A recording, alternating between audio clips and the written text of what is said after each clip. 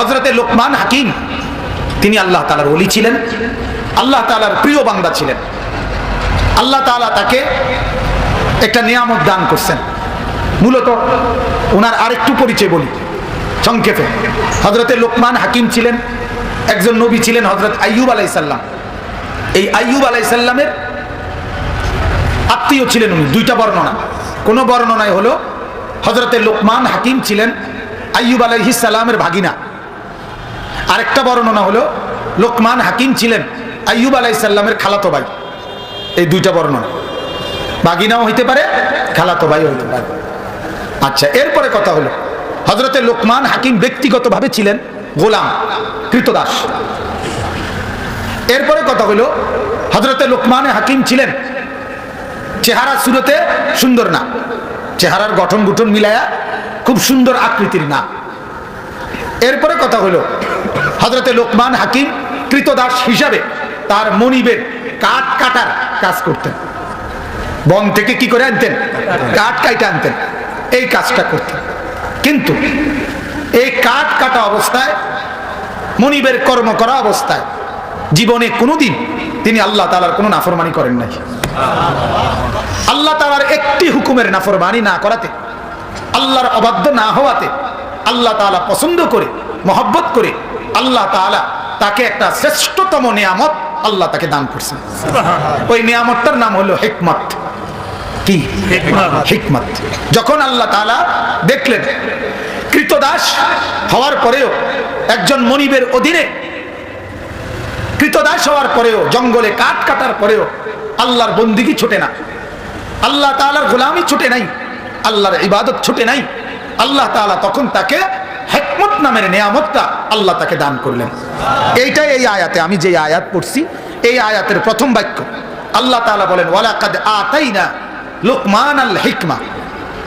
অবশ্যই আরবিতে এই লাম ওয়ালাকাদ, এই লাম শব্দটি তাকিদ বোঝায়। অবশ্যই, অবশ্যই আমি আল্লাহ দান করেছি লুকমানাল হিকমা, লোকমানকে হিকমত। কে দান করছে? আল্লাহ। দ্বীনের বুঝ, কোরআন, সুন্নাহ, হিকমত, ঈমান, এগুলো আল্লাহ তাআলা দান করে।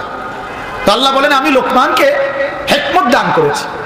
এখন লোকমানের ব্যাপারে আপনি তো এদূর বুঝলেন, যে মোটামুটি পরিচয়টা বুঝলেন না? কি আছিল উনি? কোন তো কার বাগিনা? আইয়ুব আলাইহিস সালাম। ঠিকই তো শুনো তো, হ্যাঁ আইয়ুব আলাইহিস সালাম না জাকারিয়া আলাইহিস সালাম? আইয়ুব আলাইহিস সালাম।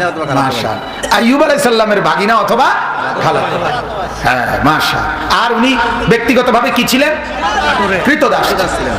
যখন আল্লাহ তাআলা ওনাকে হিকমত দান করলেন, এখন এই হিকমত হলো কি, আর এতে করে উনার অবস্থা দাঁড়াইছে কি, এই কথাটা বুঝতে হবে। আল্লাহ তাআলা ওনাকে যখন হিকমত দান করলেন, কৃতদাস হওয়ার পরেও উনি পৌঁছে গেছে কোথায়, এটাও দেখার বিষয়। এখন আগে হলো হিকমত কি। হিকমত আরবিতে বলে ওয়াদউ শাইই ফি মাহাল্লিহি। দোস্ত তোমরা দুজন একটু আগে বইও না, তোমরা আও না ভাই, আও ভাই, রাগইও না, থাক, একটা কথা কইয়া লাইছি আর নালে। মাশাআল্লাহ, আল্লাহ তোমারে পরে দুজনকে কবুল করে, আমিন। দাও দোয়া তো পাই। জি, তো হিকমত আরবিতে বলা হয় ওয়াদউ শাইই ফি মাহাল্লিহি, যে জিনিস যেখানে রাখা দরকার ওই জিনিসকে ওইখানে রাখা, এটাকে বলে হিকমত। আর এর উল্টাটারে বলে জুলুম। এর উল্টাটাকে কি বলে? ওয়াদউ শাইই ফি গায়রি মাহাল্লিহি, কোন জিনিসকে তার অনুপযুক্ত জায়গায় রাখা, এটাকে বলে জুলুম। আর কোন জিনিসকে তার উপযুক্ত জায়গায় রাখা, এটাকে কি বলা হয়? হিকমত। হিকমত বলা হয়, হিকমত বলা হয়। এখন এখানে কোরআনের মধ্যে আল্লাহ যে বললেন আমি লোকমানকে হিকমত দিয়েছি, তাহলে এটার মানে কি? মানে হইল আল্লাহ পাক রব্বুল আলামিন তাফসীরের ভাষায় বলে আল্লাহ তাআলা বান্দার কাছে যা চায় 24 ঘন্টার মধ্যে আল্লাহ যখন বান্দার কাছে যেই কর্মটা, যেই আমলটা চায়, ওই বান্দা ঠিক ওই টাইমে ওই আমলটা যথোপযুক্ত ভাবে করতে পারা, এই নিয়ামত হাসিল করা, এটা হলো হিকমত। সুবহানাল্লাহ, এটা হলো, বুঝতে পারছেন? এটার বলে হিকমত। আল্লাহ তাআলা এই নিয়ামতটা যখন কাউকে দান করে, এই হিকমত, অর্থাৎ প্রজ্ঞা।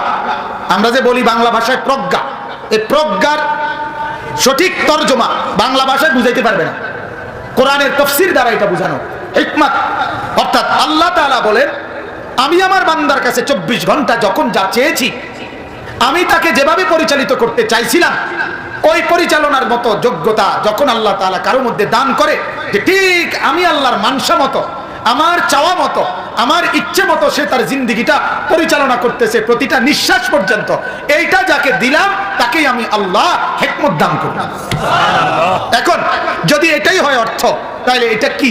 যেটা আল্লাহ তাআলা আমাদের জন্য, আমাদের রাসূলের জামানায় আমাদের জন্য হিকমত হলো কোরআন এবং সুন্নাহ। আমাদের জন্য হিকমত কি? কোরআন এবং সুন্নাহ। কারণ কোরআন এবং সুন্নাহর মধ্যে এই দুইটা মিলাইয়েই আল্লাহ আমাদের জন্য আমাদের 24 ঘন্টার নিজাম আল্লাহ তাআলা নির্ধারণ করে দিয়েছেন, ঠিক কিনা বলেন?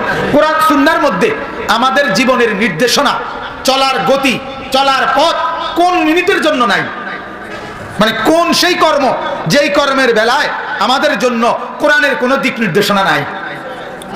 আছে এমন কোন কর্ম আছে কিনা যে ব্যাপারে নাই? নাই, এরকম কিছু নাই।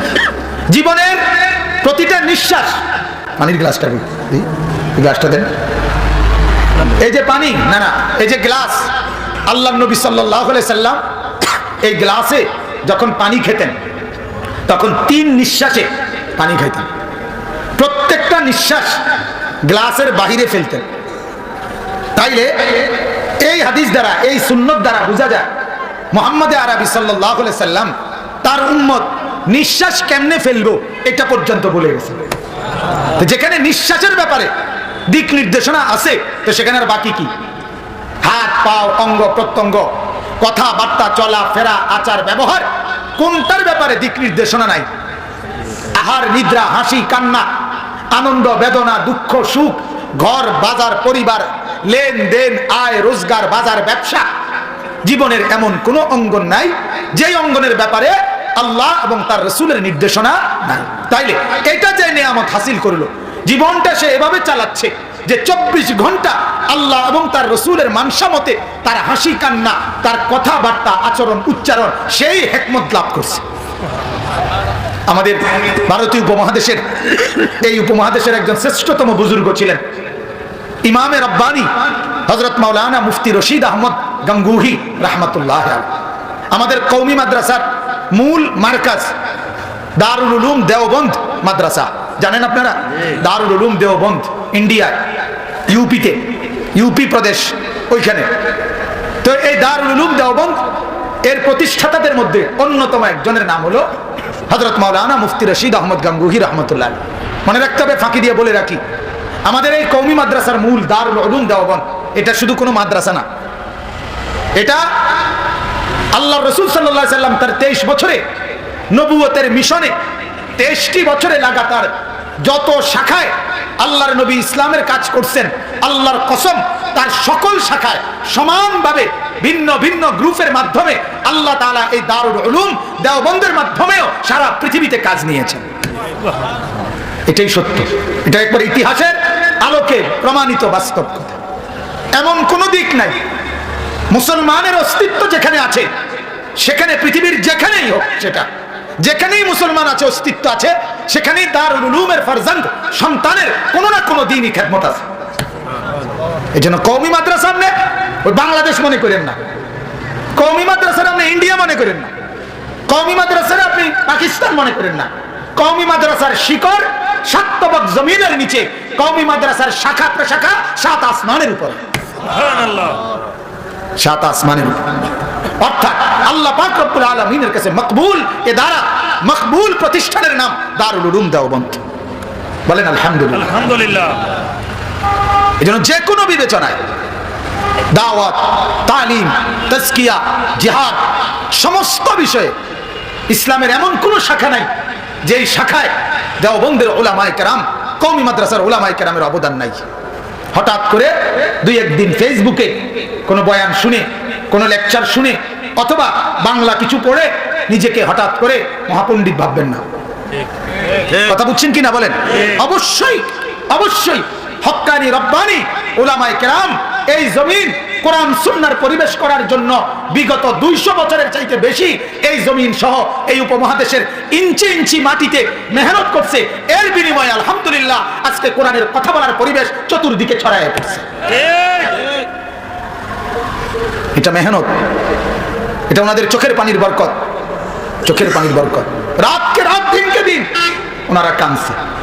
আমাদের দারুল উলুম দেওবন্দের প্রথম ছাত্র যিনি ছিলেন শেখুল হিন্দ হযরত মাওলানা মাহমুদুল হাসান দেওবন্দি রাহমাতুল্লাহ আলাইহি, এই ভারতীয় উপমহাদেশে ব্রিটিশ বিরোধী আন্দোলনের সবচেয়ে বড় সৈন্য, সবচেয়ে বড় সেনাপতি, সবচেয়ে সাহসী বাহাদুর যে কয়জনের নাম, তাদের মধ্যে 1 নম্বরে প্রথম সারিতে যাদের নাম, তাদের একজন মাহমুদুল হাসান দেওবন্দি।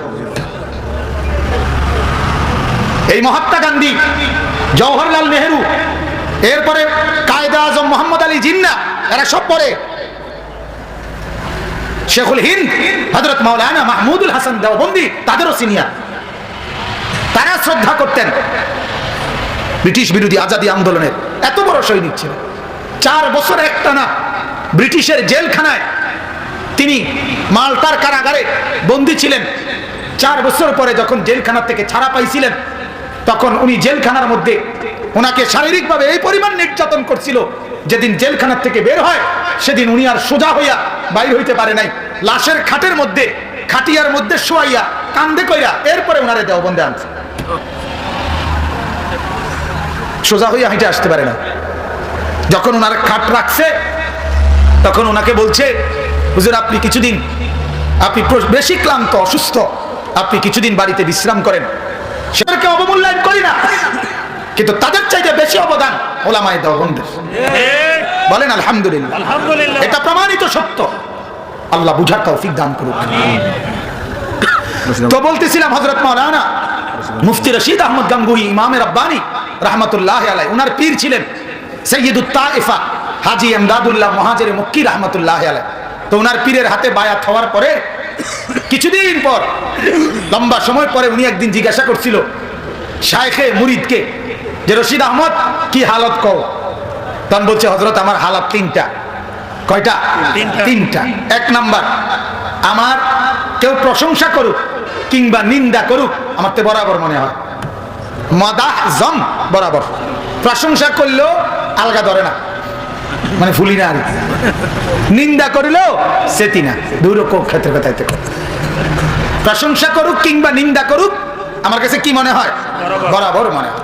2 নাম্বার, শরীয়ত তবিয়ত বন গাই, এই কথাটা বলার জন্য।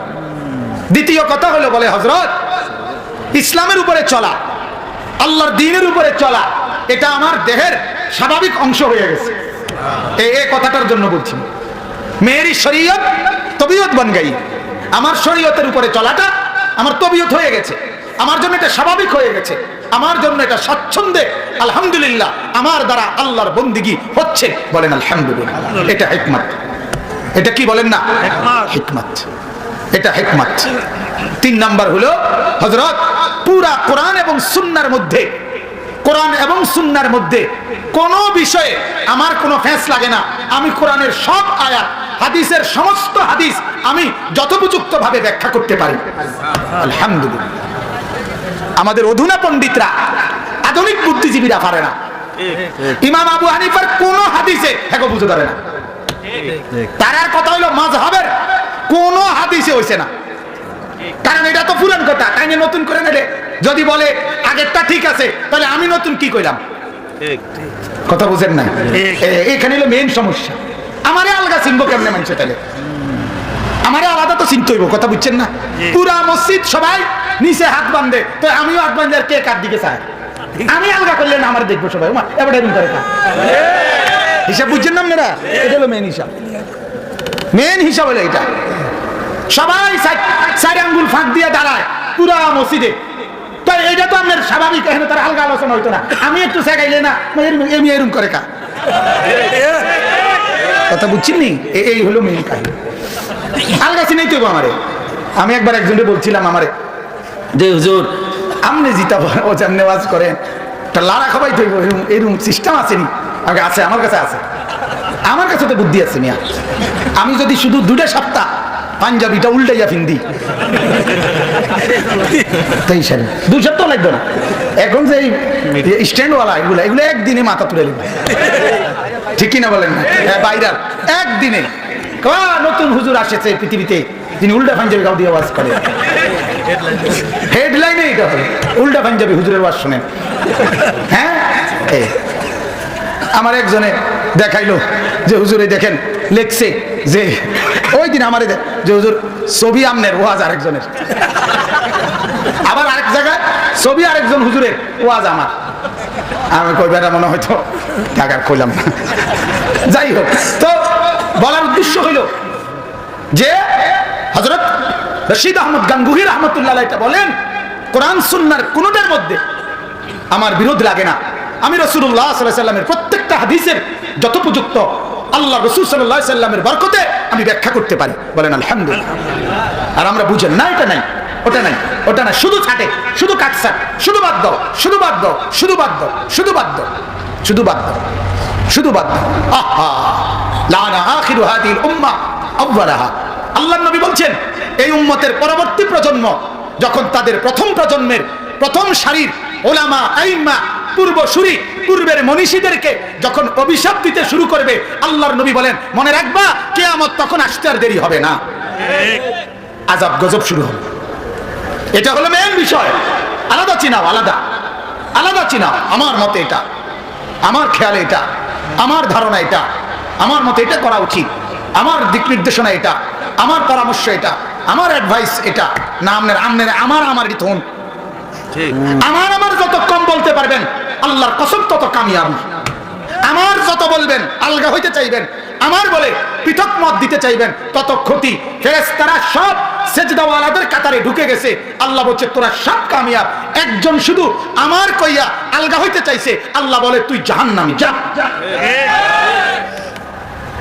থেকে ইবলিস একজন আলাদা হইতে চাইছে। আল্লাহ বলে ফাসাজাদাল মালাইকা, সব ফেরেশতা সেজদা করছে। এই সব সেজদা করে লাউনে জিবরাইলের নাম আর আলগা আইছে না, তুমি তো ভিতরে ঢুকে গেছে। কথা বোঝেন না? মিকাইলের নাম আলাদা আইছে না, ইসরাফিলের নাম আর আলাদা আসে নাই, কিন্তু এবারটা যখন সেজদা না করে খাড়াই রইছে ওটার নাম আলাদা আইছে, ইল্লা ইবলিস। আলাদা নাম তো আইছে, নাম তো ভাইরাল হইছে, পুরা কোরআনে ভাইরাল না, নাম তো আইছে, ওটা আলাদা হইছে, নিজেকে আলাদা। আল্লাহ জিজ্ঞেস করলেন মা মানাআকা আল্লা তাসজুদা ইদ আমারতুক, কি রে বেটা তোকে আমি আদেশ করলাম সেজদা করতে, তুমি কেন সেজদা করলে না? ক্বালা আনা খায়রুম মিনহু, এই পৃথিবীর প্রথম অপরাধের নাম আনা, আনা আনা, আমি আমি আমি। প্রথম অপরাধের শব্দের নাম কি? আমি। ইবলিস বলে উঠছে আমি তার চাইতে উত্তম। আল্লাহ বল কি কইলি? হক কইলাম আমি, তো আমি গে না না মানতে। ক্বালা ফাহবিত মিনহা, এই যে আল্লাহ বলেন নাম, তোকে আমি নামাই দিলাম কিয়ামত পর্যন্তের জন্য। ইন্নাকা মিনাস সাগিরিন, তুই শুধু ছোটই হতে থাকবি, নিকৃষ্টই হতে থাকবি, অপমানিতই হতে থাকবি, লাঞ্ছিতই হতে থাকবি। নাউজুবিল্লাহ, নাউজুবিল্লাহ, নাউজুবিল্লাহ। এজন্য বাপ আমার একটা অনুরোধ, নিজেকে আলাদা পরিচিত করার দরকার নেই। ওয়া আলহিকনি বিসসালিহিন, কোরআনে আছে ইব্রাহিম আলাইহিস সালাম বলেন আল্লাহ আমাকে আপনার নেক বান্দাদের কাতারে ঢুকায় দেন, অথচ তিনি নিজে নবী। আইয়ুব আলাইহিস সালাম বলছে আল্লাহ তাওয়াফানি মুসলিমান ওয়া আলহিকনি বিসসালিহিন, আল্লাহ আপনার নেক বান্দাদের মধ্যে মিলায়া দেন। আল্লাহ নিজেও বলছে, জান্নাতি বান্দারে বলছে আল্লাহ, ওই যে একটু আগে যেটা বলছি, আল্লাহর নিয়ামত প্রাপ্ত বান্দাকে আল্লাহ বলে বান্দা রুহুটা মালাকুল মউতের হাতে জমা দিয়া আমার কাছে আসো। আল্লাহ বলেন আয়েশা ডাইরেক্ট আমার কাছে আইও না, ফাদখুলি ফি ইবাদি, ওইখানে আমার কিছু নেক বান্দা আছে, আগো তাগরমে ঢোকো, তারার লগে মিললে আমার কাছে আসো। সুবহানাল্লাহ, ফাদখুলি জান্নাতি।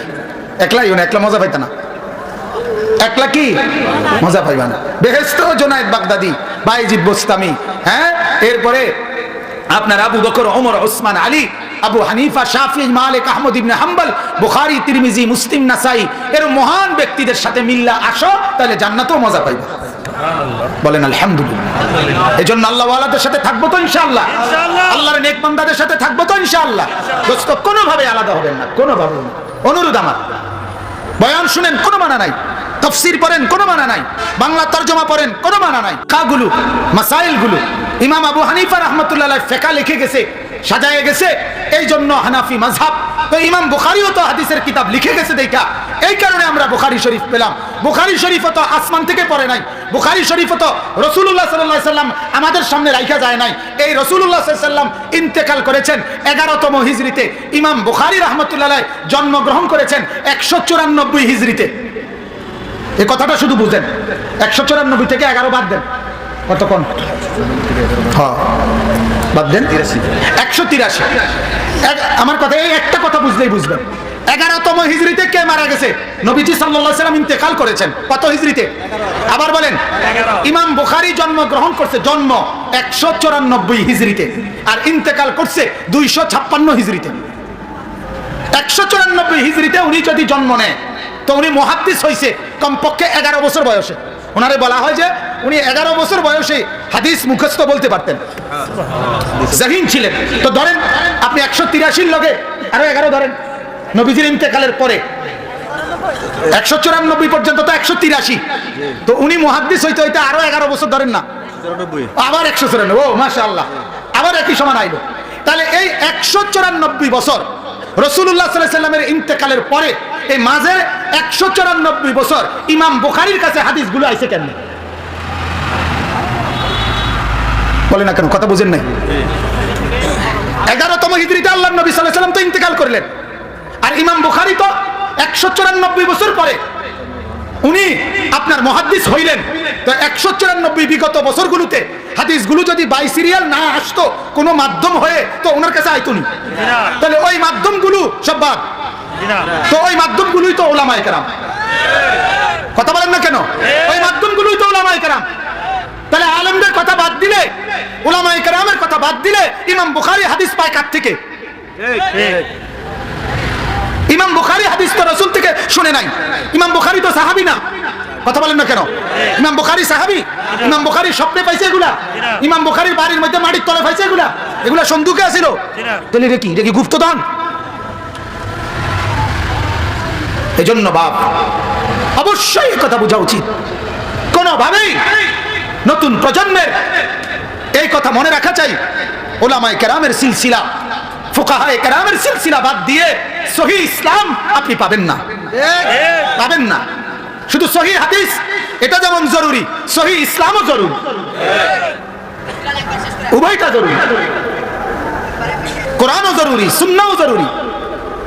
আল্লাহ আমাদেরকে বুঝার তৌফিক দান করেন, আমিন। তো আমার উদ্দেশ্য ছিল আমি শুধু একটা আয়াতেরই তরজমা বলবো, তো এটাই মূল হিকমতটা বোঝানোর জন্য মুফতি রশিদ আহমদ ইমামে রব্বানির উদাহরণ দিয়ে বলছি। হযরত বলছেন ওনার শাইখের কাছে যে আমার শরীয়ত কি হয়ে গেছে, তবে অর্থাৎ কোরআন সুন্নাহ মতে চলাটা আমার জিন্দেগীর জন্য স্বাভাবিক হয়ে গেছে। বলেন আলহামদুলিল্লাহ। আলহামদুলিল্লাহ। আমার শাইখ আরিফ বিল্লাহ আল্লামা মুফতি মুশতাকুন নবী সাহেব, আমার মনে হয় আর কি, আমার কথা, আমার মনে হয় জিকির ওনার তবিয়ত হয়ে গেছে। ঠিক, জিকির জিকির। এই ব্যাটারে আমি ও ক্যান্টনমেন্ট থেকে কুমিল্লা থেকে সিলেট গেছি হুজুরের সাথে কিছুদিন আগে, হুজুরের গাড়িতে করে। পিছনে গাড়ির পিছনের সিটে হুজুরে আমার গায়ে হেলান দিয়া আপনার শুইছে। আমি দেখছি, আমার কাছে মনে হয়েছে উনি পুরা ঘুমে, কিন্তু যখনই গাড়ি ব্রেক দেয় বা একটু লড়ে সরে, ওনার শরীরটা ঝাঁকুনি খায় না, সাথে সাথে উনি বলে সুবহানাল্লাহ, আলহামদুলিল্লাহ, আল্লাহু আকবার, কোন না কোন তাসবিহ মুখ দিয়া বাইর হয়, এটা করতে বাইর হয়, ওটা না ঘুম যায়। আমি বুঝছি এটা জিকির তার জিন্দেগীর সাথে মিশে গেছে। বলেন আলহামদুলিল্লাহ। আমি সিলেটে আরেকবার আমি হুজুরের গাড়িতে উঠা আমার একটা জরুরি বিষয়ে কথা, রাত্রে মনে 12:30 1টা বাজে, আমি মোটামুটি কথাটার একটু বাইল করিয়া মানে কথাটা শুরু করছি গাড়ির বৈশা, আমার কথাটা ভূমিকা মাত্র কইয়া সারলাম। হুজুরে বুঝছে যে মানে আমি একটা কথা জোড়াইছি, সাথে সাথে বলতেছে মাওলানা 10 বার কুল হুয়াল্লাহ পড়লে জান্নাতে একটা ঘর হয়, লন কটা ঘর বানাই দিলনি আমার গরম ভাতে পানি।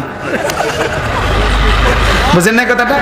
আমার গরম ভাতে কি দিয়ে দিল, মানে আমি বহুত কষ্টে কথাটারে মিলাইছিলাম মাত্র, আবার ফাঁকি দিয়ে কি কইলো, চলেন জান্নাতে কটা ঘর বানাই, মানে কুল হুয়াল্লাহ পড়ে। আমারে কি করে দিল, ওই গফের থেকে বন্ধ করাই জিকির তার তবিয়ত হয়ে গেছে। বলেন আলহামদুলিল্লাহ। এটা আল্লাহ তাআলার বহুতই বড় নিয়ামত, বহুতই বড় নিয়ামত। 5 ওয়াক্ত নামাজ জিন্দেগির সাথে মিশে যাওয়া, আল্লাহর জিকির জিন্দেগির সাথে মিশে যাওয়া, হালাল খাওয়া জিন্দেগির সাথে মিশে যাওয়া, নজর নিচের দিকে নামানো জিন্দেগির সাথে মিশে যাওয়া, কোনো গুনাহ না হওয়া জীবনের সাথে মিশে যাওয়া, আমি আল্লাহ তাআলার সন্তুষ্টি মোতাবেক চলা, এটা আমার জিন্দেগির সাথে মিশে যাওয়া, এটার নাম হিকমত। এটা অনেক বড় নিয়ামত। আর আল্লাহ তাআলা বলেন এই নিয়ামত আমি যাকে দিছি, এবার আমার কথাটা বোঝেন, আল্লাহ তাআলা বলেন তামাম দুনিয়া আমি যাকে দিছি তাকে আমি কালিল দিছি, কালিল সামান্য। গোটা দুনিয়া যাকে দিলাম তাকে কি দিলাম? কালিল।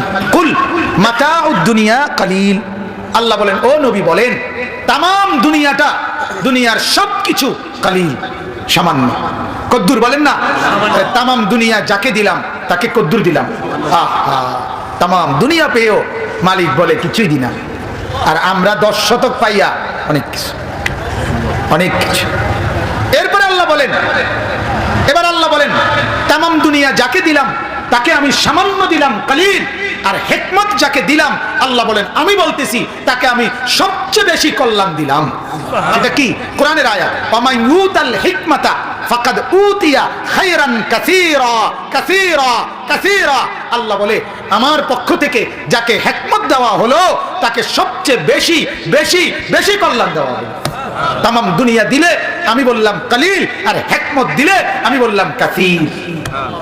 তামাম দুনিয়া একদিকে, এক সেজদা কাসীর।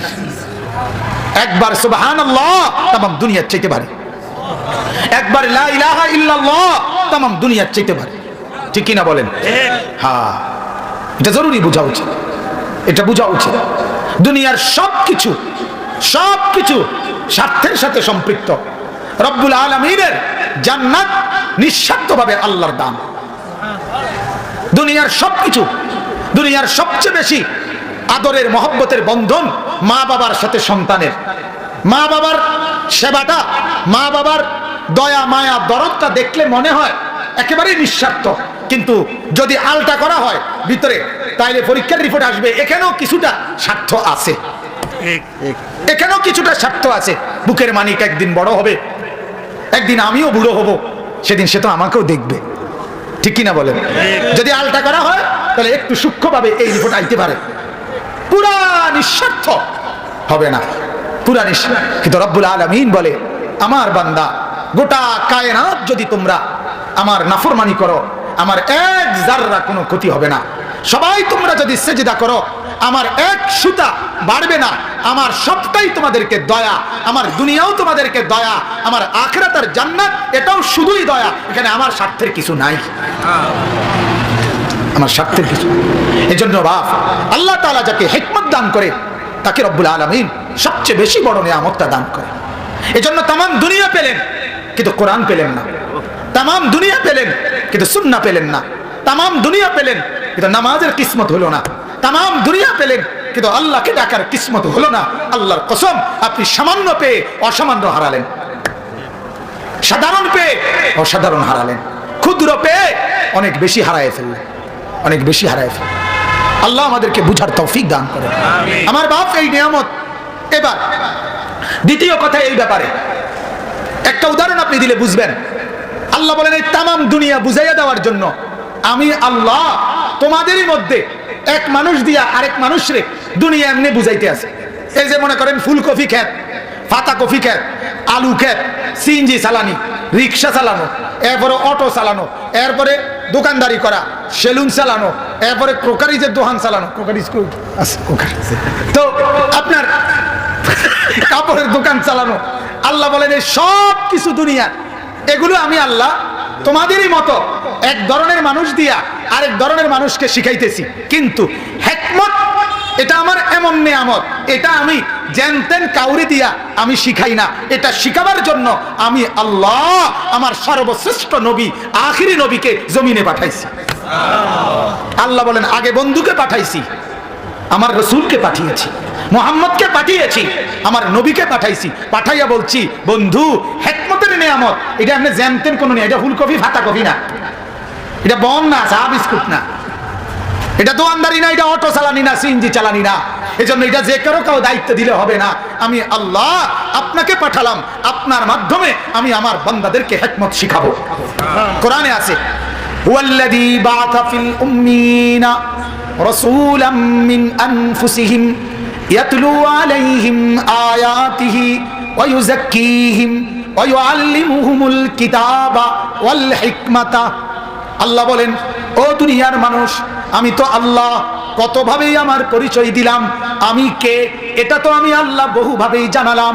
আমি সে যে আসমানের মালিক, আমি সে যে জমিনের মালিক, আমি সে যে কায়নাতের মালিক। আল্লাহ বলেন, এভাবেও তো আমি আমাকে চিনালাম, আরেকভাবে আমি আমাকে চিনাচ্ছি, আমি আমার পরিচয় বলতেছি। আল্লাহ বলেন, আমি সে মুহাম্মদকে রাসূল হিসাবে জমিনে পাঠাইছে যে, এটাও আমার একটা পরিচয়। সুবহানাল্লাহ, কি বলো না, এটা আমার একটা কি পরিচয়। ওয়াল্লাযী বাআথা ফিল উম্মিনা রাসূলাম মিন আনফুসিহিম। আল্লাহ বলেন, আমি কে?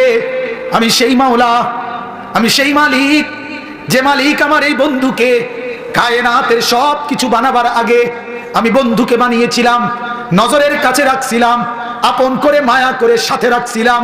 কায়নাত সৃষ্টি করলাম, জমিনে মানুষ তৈরি করলাম, আদম থেকে নিয়ে ঈসা নবী পর্যন্ত সমস্ত নবীকে পাঠালাম। কায়নাতে বারবার বারবার আমার নবীর চাহিদা ছিল। প্রধান বক্তা কই, প্রধান বক্তা কই, প্রধান আলোচক কই? চাহিদা তো ছিল আদমের জামানায়, নূহের জামানায়, ইউসুফের জামানায়, ইব্রাহিমের জামানায়, মূসার জামানায়, ঈসার জামানায়, হর জামানায়, প্রত্যেক যুগে যুগে জমিনবাসী আখিরি বন্ধুকে মুহাম্মদকে তো চেয়েছিল। আমি মাওলা দিতে চাই নাই, রেখে দিছিলাম। একদিন আমি মাওলা আর রাখতে পারলাম না, তোদেরকেই দিয়ে দিলাম। যা, আর রাখলাম না, অনেকদিন রেখে দিছিলাম রে। ঈসা নবী পর্যন্ত চাইছিল, দেই নাই। কেন জানি তোদেরকে ভালো লাগলো, এজন্য তোদেরকেই দিলাম। লাকাদ মান্নাল্লাহু আলাল মুমিনিন ইদ বাআসা ফীহিম রাসূলাম মিন আনফুসিহিম। আল্লাহ বলেন, ও ঈমানদার মুমিন, আমি তোমাকে সূর্যের আলো, চাঁদের আলো, রোদ আর বৃষ্টি, বাড়ি আর গাড়ি, মাল আর দৌলত, সম্পদ, এগুলো তো আমি তোমাকে দিছি ঈমানদার। এগুলো তো আমি সবাইকে দিছি, জানোয়ারকেও, কাফেরকেও, বেঈমানকেও। ঈমানদার, আলাদা তোমাকে কিছু কি দেব না? তুমি না আমার কালেমা পড়ছো, এজন্য তোমাকে শুধু ভাত দিয়ে খুশি করব, তোমাকে শুধু বাড়ি দিয়ে খুশি করব না রে ঈমানদার। এটুকু দিলে তো সুন্দর হয় না, এগুলো তো অন্য কেউ দিছি। এজন্য আমি আল্লাহ তামাম ঈমানদারকে আমার রাসূলকে দিয়ে খুশি করলাম। দশ, এটা আমার সেরা হাদিয়া। লাকাদ মান্নাল্লাহ, আমি মালিকের ঈমানদারের প্রতি সবচেয়ে বড় ইহসান, মান্নুন, দয়া। এজন্য আপনারা যারা বলছেন, ভাইয়া কারো প্যান্ট আছে, কারো শার্ট আছে, কারো গাড়ি আছে, কারো বাড়ি আছে, কারো মোটরসাইকেল আছে, কারো সিএনজি আছে, কারো অটো আছে, কারো দোকান আছে, কারো ব্যবসা আছে, কারো বাড়ি আছে, কারো সুন্দরী স্ত্রী আছে, কারো ভাই আছে, কারো বোন আছে, কারো ছেলে আছে, কারো মেয়ে আছে। এই সব কিছু, এগুলো তো কমন নিয়ামত, সাধারণ নিয়ামত। এগুলো তো হিন্দুরও আছে, বৌদ্ধরও আছে, ইহুদিরও আছে, খ্রিস্টানেরও আছে, আছে না? মুরতাদেরও আছে, মুশরিকেরও আছে, নাস্তিকেরও আছে, আল্লাহ মানে না তারও আছে। এগুলো তো জানোয়ারেরও নিয়ামত, এগুলো আছে। আপনি আলাদা কি পেলেন? আমি রাসূল পেলাম, আমি আখিরি নবীকে পেলাম। এজন্য আমি পরিষ্কার বলি, ভাত খাওয়ার মধ্যে আলাদা কোনো বিশেষত্ব নাই, সেজদার মধ্যে বিশেষত্ব। ঠিক কিনা বলেন?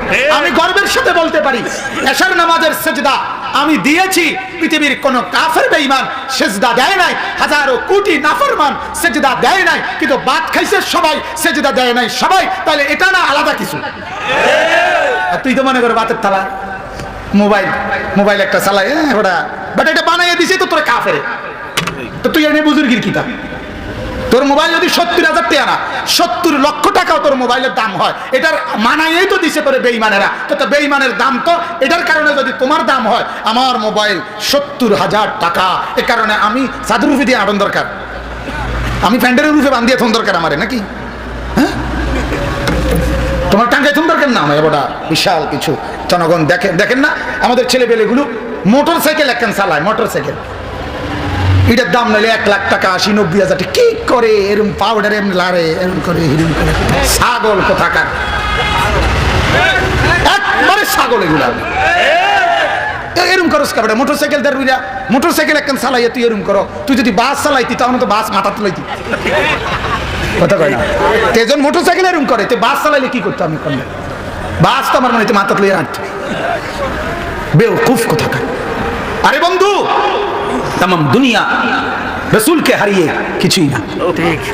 আমরা কিতাবে পড়ছি ভারতের এক বুজুর্গ এক কবি পুরা শের আমার মনে নাই কিন্তু বাংলা অর্থটা হলো এই ভারতের এক কবি কবিতার আকারে লিখছিল কবিতার মূল মর্মটা হলো এই পৃথিবীর সব স্বর্ণ সব রৌপ্য সব মণি সব মুক্তা সব পাহাড় 7টা মহাদেশের সব কিছু যদি এক পাশে স্তূপ করে রাখা হয় আরেক পাশে যদি আমার মদিনার কামলিওয়ালার পবিত্র কদমের 2 পায়ের 1 পায়ের একটা জুতা যদি আরেক পাশে রাখা হয় আর আমাকে যদি বলা হয় কোনটা নিবা উনি ওই কবিতার আকারে বলছিলেন আল্লাহর কসম 7টা মহাদেশ হীরামণি মুক্তা স্বর্ণ রৌপ্যের পাহাড় আমি ফিরায় দিলাম আমার কামলিওয়ালার জুতা আমি আমার বুকে তুলে নিলাম আমার কাছে আমার রসুলের জুতা মুবারক এটা বড় দাম এটা বড় দাম বলেন আলহামদুলিল্লাহ আলহামদুলিল্লাহ।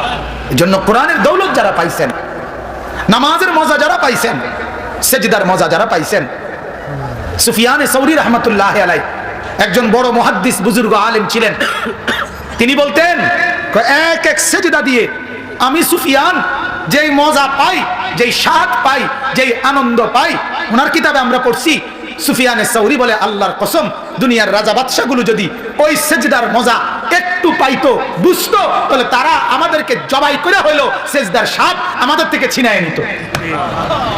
সেজদার মধ্যে মজা, গোলামির মধ্যে মজা, বন্দিগির মধ্যে মজা, মাথা নামায় দিলে মজা, মাথা ঘাড় আলগি দিলে না।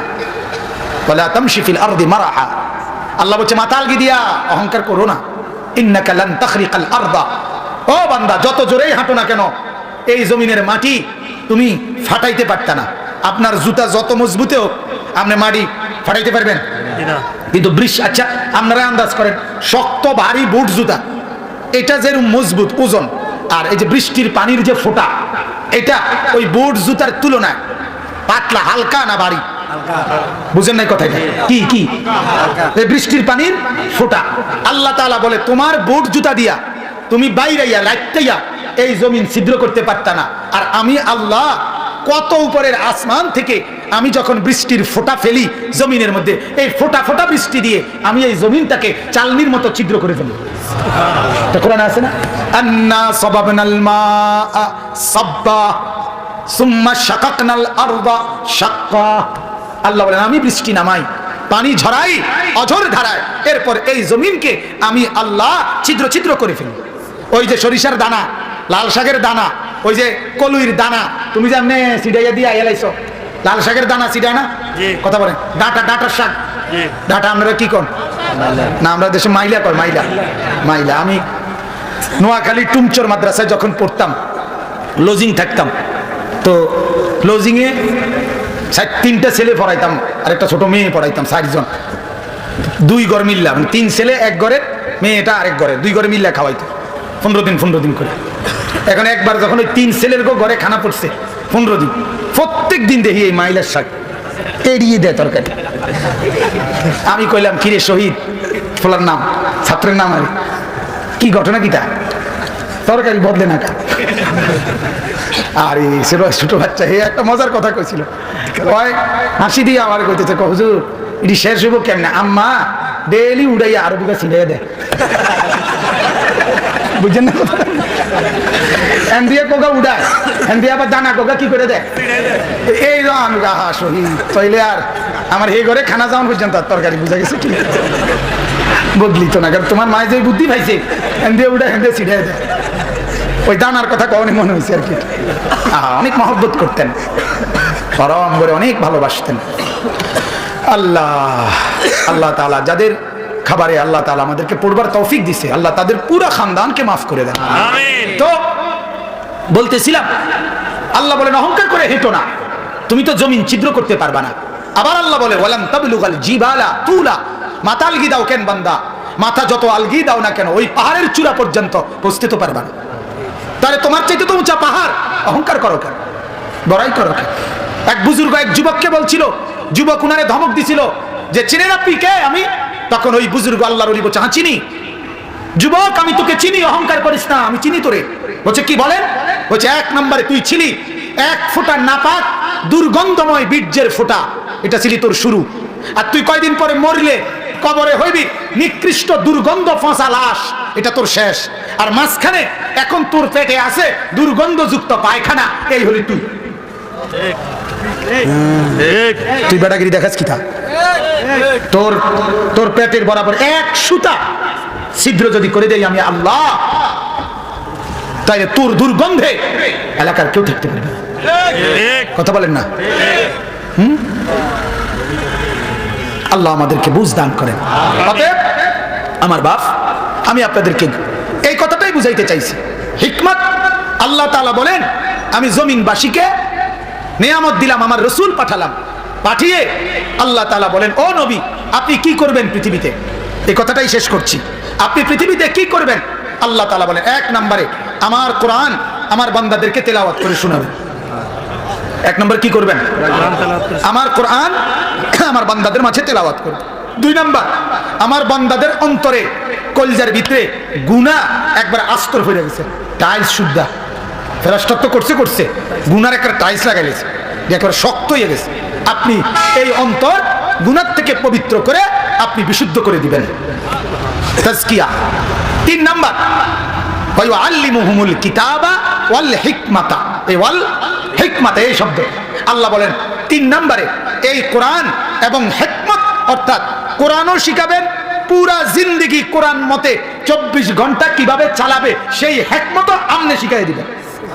সুবহান। এই জন্য উম্মত সামনে আল্লাহর নবী বলছে ও আমার সাহাবীরা আনা লাকুম মিসলাল ওয়ালিদ, আমি তোমাদের বাবার মতো, আমার পিছনে থাকো, আমাকে দেখে একেবারে পেশাব পায়খানার জরুরতটাও আমার মতো করে পূরণ করবা। আমি বাম পাও দিয়া ঢুকছি তো বাম পাও দিয়া ঢুকবা, ডান পাও দিয়া বের হইছি ডান পাও দিয়া বেরবা, তিনটা ঢিলা ব্যবহার করছি তিনটা ঢিলা ব্যবহার করবা, বাম পায়ের উপরে একটু চাপ বেশি দিয়া বাথরুমে বসছি এইভাবেই তুমি বসবা। আমি বাথরুমের পায়খানার কমোডের কাছে গিয়ে কাপড় উঠাইছি এই সময় গিয়া কাপড় উঠাইবা। এইভাবে আল্লাহর নবী সাল্লাল্লাহু আলাইহি সাল্লাম বলেন আল্লাহ দায়িত্ব দিছে বন্ধু কোরআন দিলাম আপনাকে, এবার আপনি আপনার পুরা জিন্দেগির প্র্যাকটিক্যাল আমল দিয়ে আপনি আমার বান্দাদের কাছে 24 ঘন্টার জীবন সাজাইয়া দেন। আর এটার নাম হিকমত। এটার নাম কি? আল্লাহর নবীর পুরা সুন্নাত, আল্লাহর নবীর সবগুলো হাদিস, আল্লাহর নবীর সবগুলো আমল, এগুলোই হিকমত।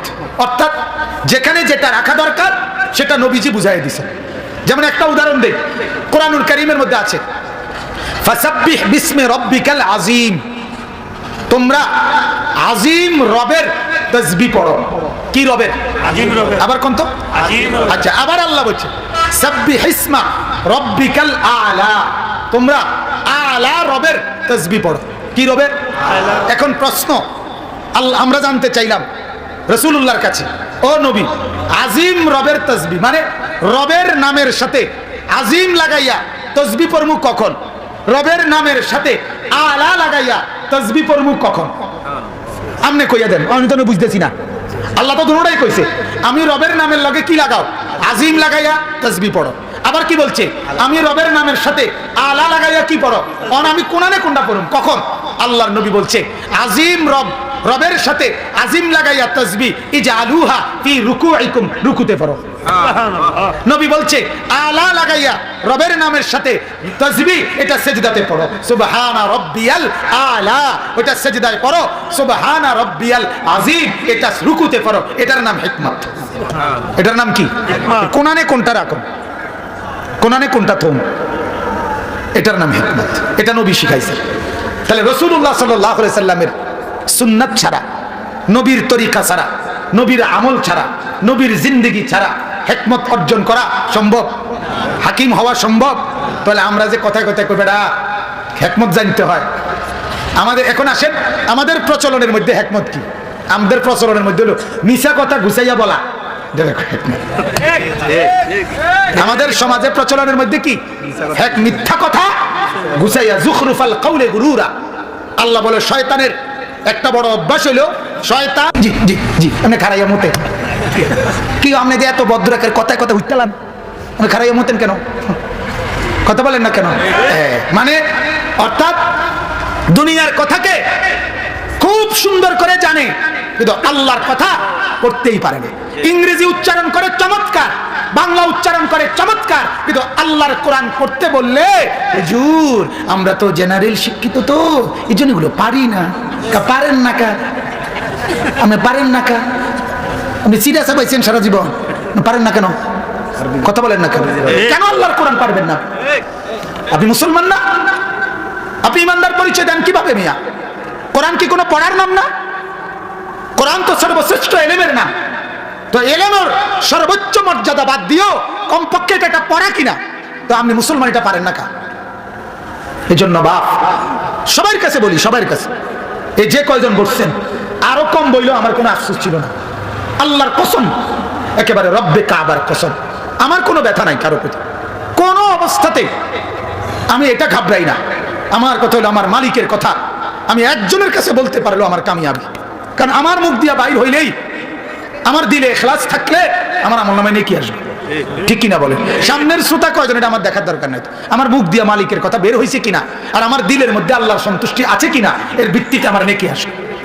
বলেন আলহামদুলিল্লাহ। আলহামদুলিল্লাহ। অতএব প্রত্যেকের কাছে অনুরোধ আল্লাহর কোরআন শিখবেন, বলেন ইনশাআল্লাহ। তাইলে রাসূলুল্লাহ সাল্লাল্লাহু আলাইহি ওয়াসাল্লামের সুন্নাত ব্যতীত হিকমত হয় না। আর আমরা হিকমত বলি কি? মিথ্যা কথাকে কি করে বলা? সাজায় বলা। যুখরুফাল কাউলে গুরুরা। আল্লাহ বলে শয়তান মিথ্যা বানোয়াটি কথাকে সাজিয়ে দেয়, সাজিয়ে দেয়, মিথ্যা কথা সাজায় বলা, অথবা ধোঁকাবাজিকে, প্রতারণাকে আমরা বলি হিকমত। দেখ বেটা দেখ, 3টা কমলা ফাঁসা দিয়া ডজন সকাল থেকে বেচ চালাইতেছে বেটা, আর তুমি বেকুবে এমনি খারাই আইস দিয়া রইছ, তোমারে দিয়া বুঝি ব্যবসা হইব।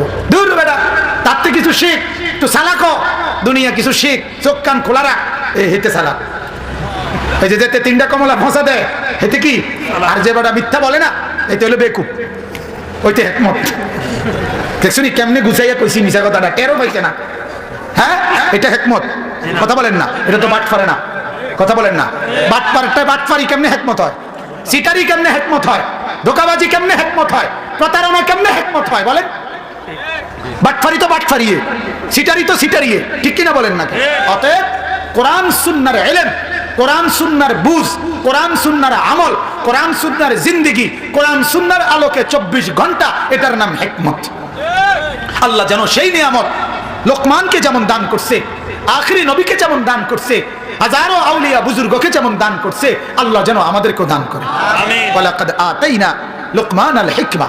আল্লাহ বলেন আমি লোকমানকে হিকমত দিয়েছি, আমি লোকমানকে আমার মানসা মতে, আমার চাহিদা মতে, আমার ইচ্ছে মতে 24 ঘন্টা চলবার মতো প্রজ্ঞা, বিচক্ষণতা, বুদ্ধিমত্তা আমি আল্লাহ দান করেছি। তাহলে এটা আমাদের চাওয়া উচিত কিনা? আল্লাহর কাছে হিকমত চাওয়া উচিত কিনা? বলেন না কেন? হিকমত চাইলে আমি মনে করেন ইব্রাহিম আলাইহিস সালামের দোয়া আছে কোরআনে, সরাসরি কোরআনে আছে। ইব্রাহিম নবীর একটা দোয়া ছিল, এটা রব্বি হাবিলি হুকমা। এটার অর্থ এটা, আল্লাহ আমাকে হিকমত দান করেন। কি দান করেন? আপনিও বলবেন, বাংলায় হলে বাংলা বলবেন। কি বলবেন কোন? আল্লাহ আমাকে হিকমত দান করেন। যদি আল্লাহ কবুল করে তাহলে আপনার কোরআন সুন্নাহ মতে চলার তৌফিক দিবেন। আর এটাই হিকমত, এটাই হিকমত। হ্যাঁ, আল্লাহ তাআলা বলেন, আয়াতের বাকি অংশের শুধু তরজমা বলি। আল্লাহ তাআলা বলেন আনিশকুরি লিল্লাহ। আমি আল্লাহ তাআলা হিকমত দিয়ে লোকমানকে বললাম, লোকমান দিলাম রে একের বড়টা, সেরাটা তোরে দিলাম, কাজেই তুই এখন আমি আল্লাহর শুকর কর। আনিশকুরি লিল্লাহ। আল্লাহ বলে লোকমান আসিলা তো কৃতদাস, কাট কাটটা, এখন তোমার আমি হিকমত দিলাম, আসল নিয়ামত দিলাম, এখন আমার শুকর করো। বলেন আলহামদুলিল্লাহ। আলহামদুলিল্লাহ। কিতাবে আছে এরপর থেকে একদিন রাত গভীরে ঘুমের অবস্থায় আল্লাহ তাআলা লোকমানকে এই হিকমতের নিয়ামত দিছে।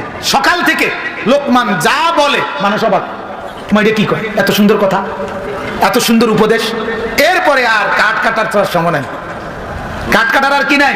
এবার উনি হয়ে গেছে হাকিম, প্রজ্ঞাবান, জ্ঞানী। এবার হাজারো মানুষ জ্ঞানের কথা, ইমানের কথা, আমলের কথা, মাসআলার কথা সবকিছু জানার জন্য দলে দলে লোক ওনার কাছে এসে হাজির। কার কাছে? এই কাঠুরিয়ার কাছে। এই হিকমতের নিয়ামত।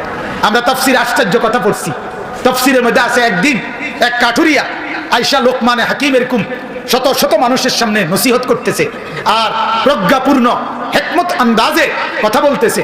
এক কাঠুরিয়া পিছন থেকে দাঁড়াইয়া বলতেছে, লোকমান, আমার একটা কথা ছিল। তাফসীরে মারিফুল কোরআনে আছে এই কথা, আপনারা উলামায়ে কেরাম পড়ে দেখবেন। তো ওই কাঠুরিয়া বলছে, লোকমান, আচ্ছা আমার একটা সত্য কথা কও চাই। কি বলো ভাই? তুমি তুমি তুমি ওই লোকমান না আমার লগে যে অমুক জঙ্গলে তুমি একসাথে যে আমার লগে কাঠ কাটতে তুমি হইতে না? হযরতে লোকমান হাকিম বলেন, হ্যাঁ বন্ধু, সেই জঙ্গলে যে কাঠ কাটতাম আমি সেই লোকটাই আমি। ওই ছোটবেলার এক সাথী কিছুদিন আগে আমারে ফোন দিছে, ফোন দিয়ে বলতেছে, আনিস তুই আমার চিনছিস? আমি না ভাই চিনছি না। কই যে তোর লগে যে একসাথে ক্রিকেট খেলতাম, তুই বল করতে আমি পিটতাম। আমি কইলাম, হ্যাঁ রে দোস্ত চিনছি তো।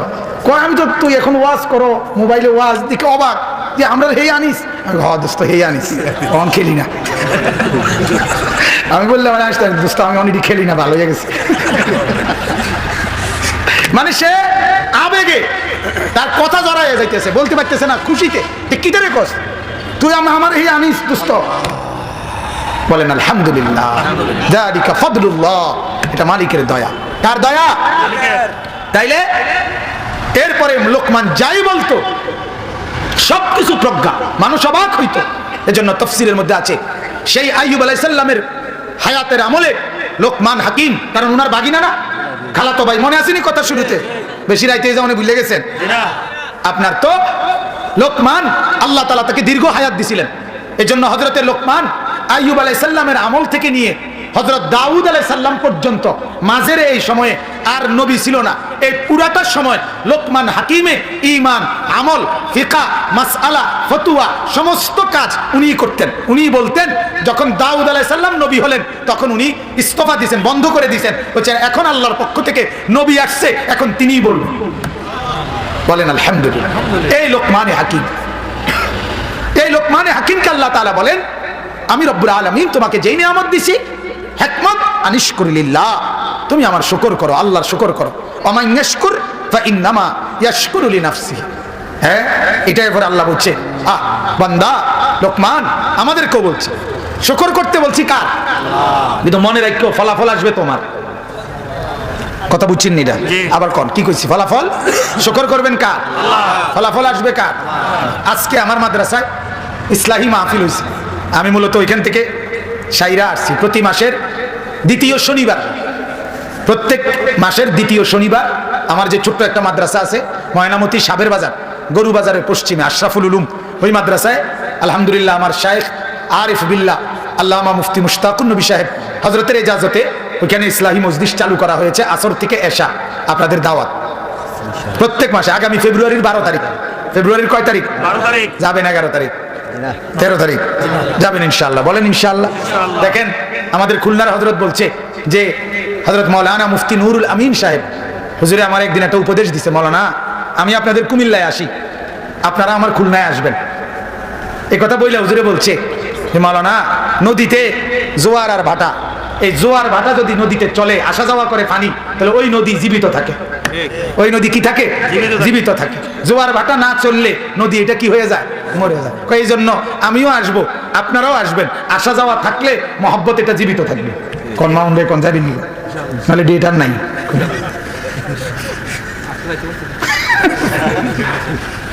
ওই যে সিয়াম সিয়াম মাতে না গেছে না? না গেছে, প্রথমে গেছে। বলেন আলহামদুলিল্লাহ। আমি আপনাদের সবাইকে মহব্বত করি, আপনারাও আমাদের ওই মজলিসে, এবং প্রতি মাসের শেষ শনিবার আমার শাইখের মজলিস সুধন্যপুরের মজলিসও, সেখানেও ইনশাআল্লাহ যাবেন। বলেন ইনশাআল্লাহ।